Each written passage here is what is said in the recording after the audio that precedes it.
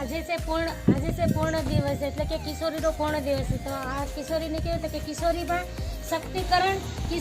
શક્તિકરણ આવવું જોઈએ. કિશોરી હોશિયાર અને આવી રીતની આવો બનાવ